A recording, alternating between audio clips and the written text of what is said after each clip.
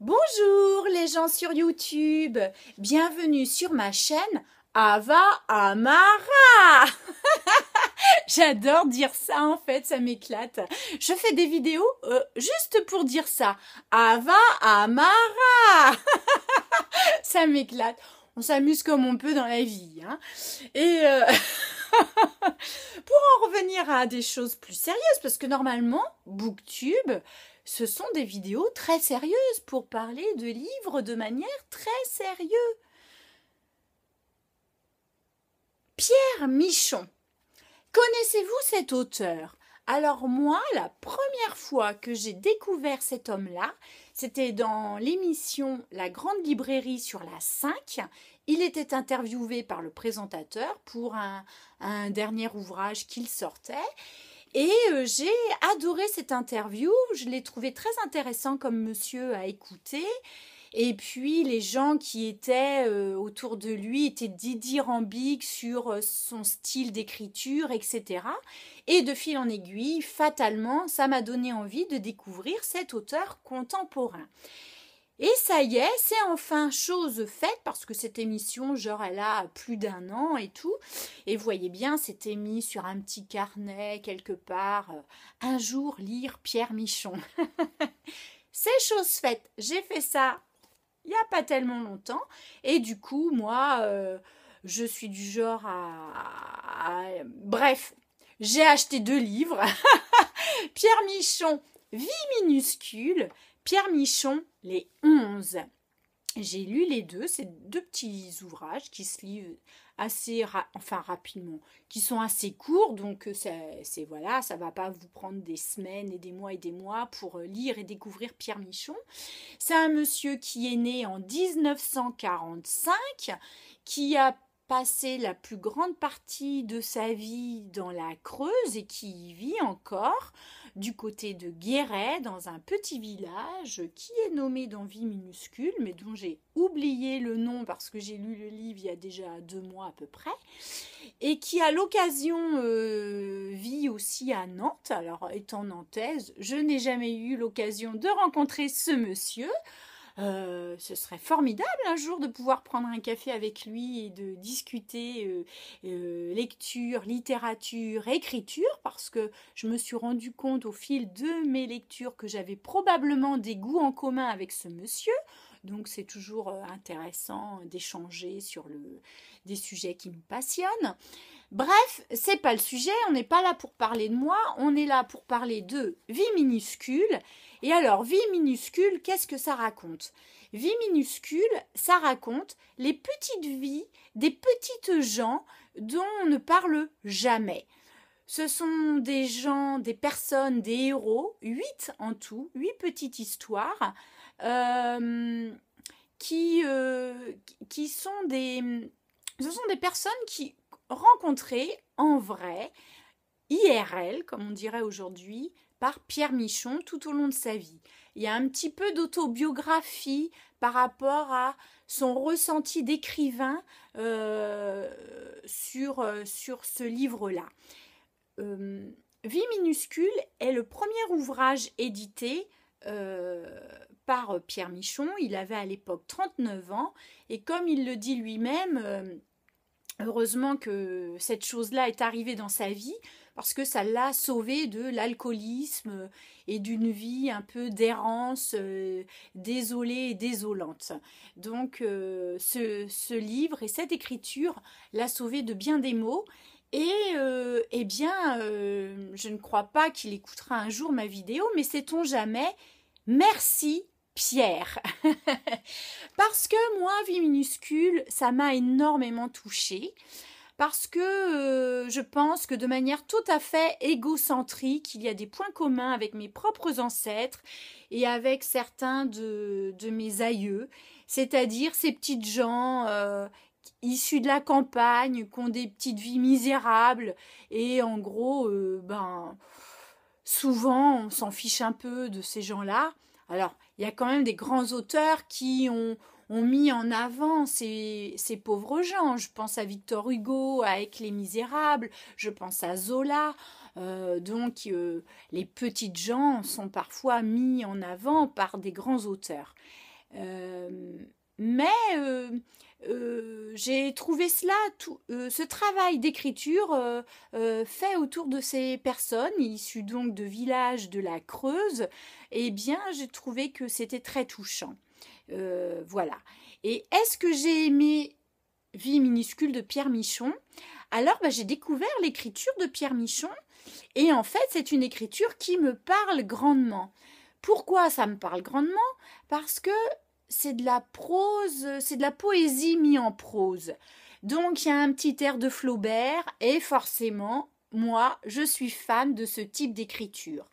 Je pense qu'il y a des gens qui n'aimeront pas ce type d'écriture parce que c'est un peu trop travaillé, un peu trop, classique dans la manière d'aborder les choses et peut-être avec des longues phrases un peu proustiennes. C'est pour ça que ça me parle aussi. Moi, je lis Proust et j'aime Proust. Donc forcément, pour certains lecteurs 2018, ce sera probablement un petit peu désuet. Mais pour moi, qui aime la littérature dans son sens le plus noble, c'est-à-dire cette belle écriture qui fait qu'on fait la différence entre une écriture parlée et une écriture littéraire, là on est dans la littérature, et moi rien que pour ça, j'ai adoré lire Vie minuscule de Pierre Michon. Ça remplit bien mon cahier des charges en tant que humble lectrice. Le deuxième ouvrage que je vous conseille grandement, alors là, j'ai pris encore plus de plaisir à le lire. J'avoue avoir encore plus aimé celui-ci, c'est Les 11. Alors les 11, je vous lis rapidement la petite quatrième de couverture derrière. Les voilà encore une fois. Biot, Carnot, Prieur, Couthon, Robespierre, Collot, Barrène, Lindet, Saint-Just, Saint-André. Nous connaissons tous le célèbre tableau des 11 où est représenté le comité de salut public qui, en 1794, instaura le gouvernement révolutionnaire de l'an 2 et la politique dite de terreur. Mais qui fut le commanditaire de cette œuvre? À quelles conditions et à quelle fin fut-elle peinte par François-Élie Corentin, le Tiepolo de la terreur? Mêlant histoire et fiction, Michon fait apparaître avec la puissance d'évocation qu'on lui connaît les personnages de cette scène révolutionnaire, scène C-E-N-E, comme les apôtres, selon l'expression de Michelet qui à son tour devient l'un des protagonistes du drame. Et alors les 11, on retrouve la littérature propre à Pierre Michon, son écriture surannée pour certains, mais poétique, littéraire et merveilleuse pour moi. Et alors, cette petite histoire pleine d'érudition, je pense qu'il faut déjà avoir un petit peu de bagage, d'avoir un minimum de culture générale pour pouvoir lire les 11. Parce que, comme je viens de vous le lire, ça parle de l'histoire d'un peintre qui a peint un tableau extrêmement célèbre autour de la terreur et des personnages qui ont fait la terreur, donc personnages hautement historiques qui ont véritablement vécu dans notre pays avec une histoire riche.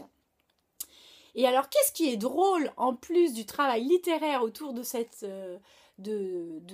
11, c'est que Pierre Michon, par exemple, a raconté, et ça m'a beaucoup amusé pendant son interview à la Grande Librairie, que des